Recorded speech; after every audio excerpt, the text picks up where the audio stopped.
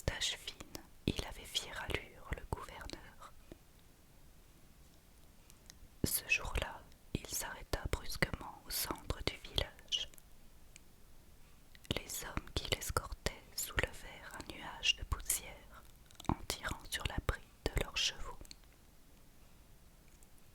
Les villageois, apeurés par cette arrivée spectaculaire, rentrèrent dans leurs cabanes et épièrent le groupe de cavaliers par la fente de leurs portes. Il est toujours de mauvais augure de voir surgir l'Hidalgo, chuchotait-il. Le gouverneur promena son regard sur la place vide et aperçut une femme qui puisait l'eau, ignorant leur présence. Restez là, ordonna-t-il à ses hommes. Il talonna son cheval et avança au trot vers la villageoise.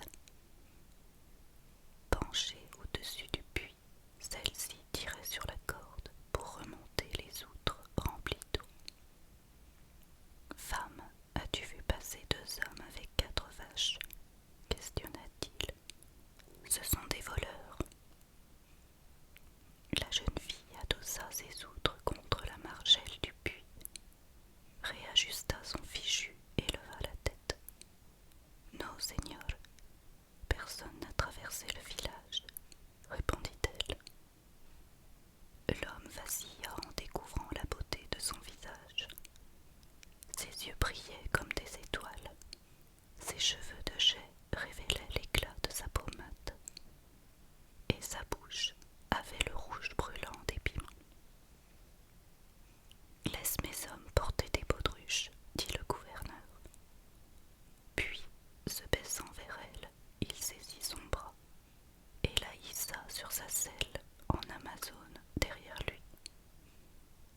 Il raccompagna ainsi la belle Yorona chez elle. La jeune femme était orpheline et très pauvre. Sa cabane la plus vétuste du village tenait à peine debout, et ses seuls biens étaient en tout et pour tout 3 poules. À partir de ce jour, le gouverneur, éperdument amoureux, revint régulièrement la voir.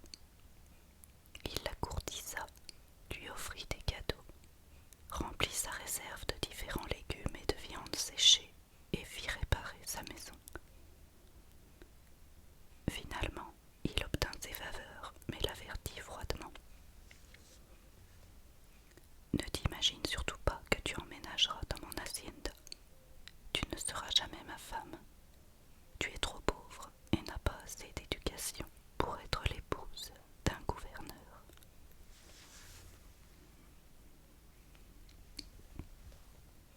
L'Hidalgo gouvernait son immense territoire et rien ne lui échappait. Il était prompt à punir les brigands, à évaluer les récoltes de ses paysans, à connaître les déplacements des troupeaux, à gérer d'une main ferme tout ce qui était sous son autorité.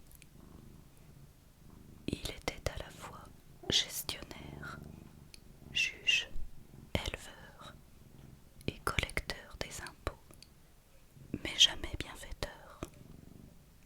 Son pouvoir était sans limite. Le temps passa, et au printemps, Yorona tomba enceinte. Un jour, une rébellion éclata dans l'un des villages de la montagne. L'Hidalgo décida de régler personnellement l'affaire. Il rassembla une armée de brutes pour aller soumettre ces hommes affamés qui se révoltaient contre son pouvoir.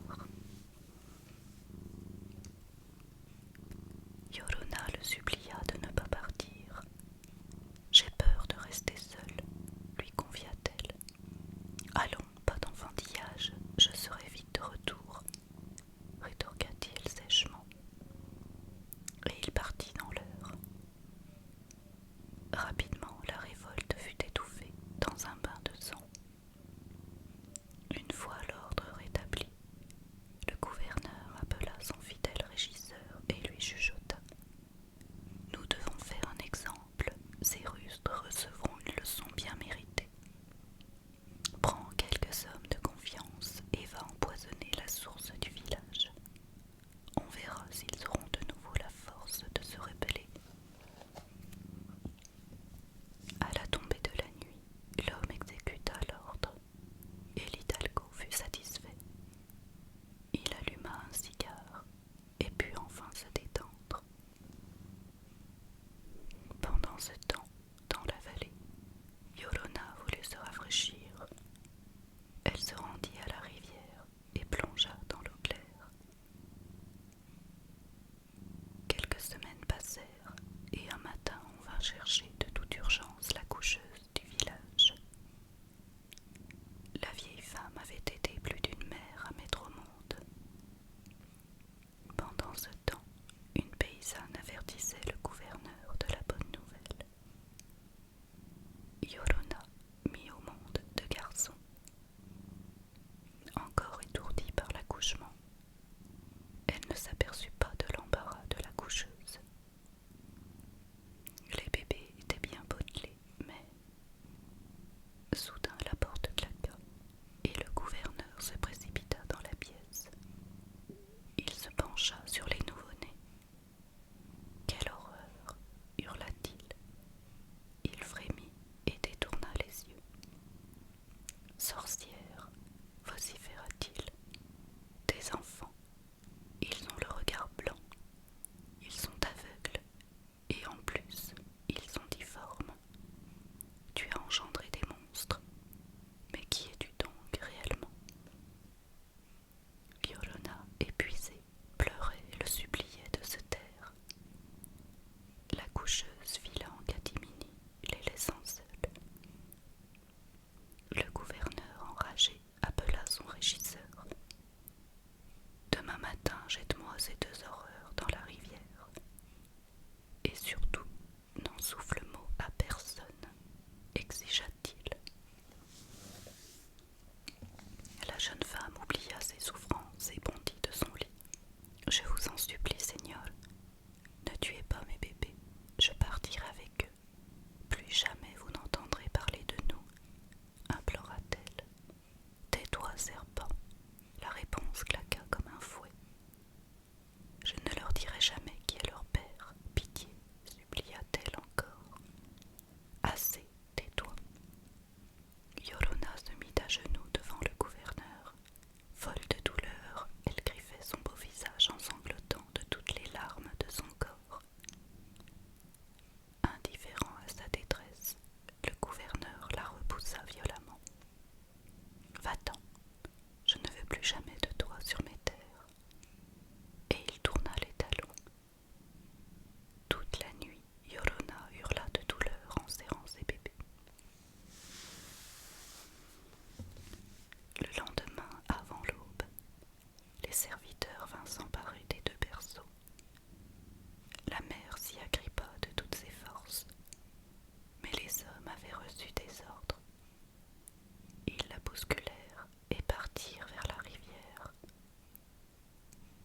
Aux premières lueurs du jour, les couffins furent jetés dans l'eau noire et s'enfoncèrent dans les remous.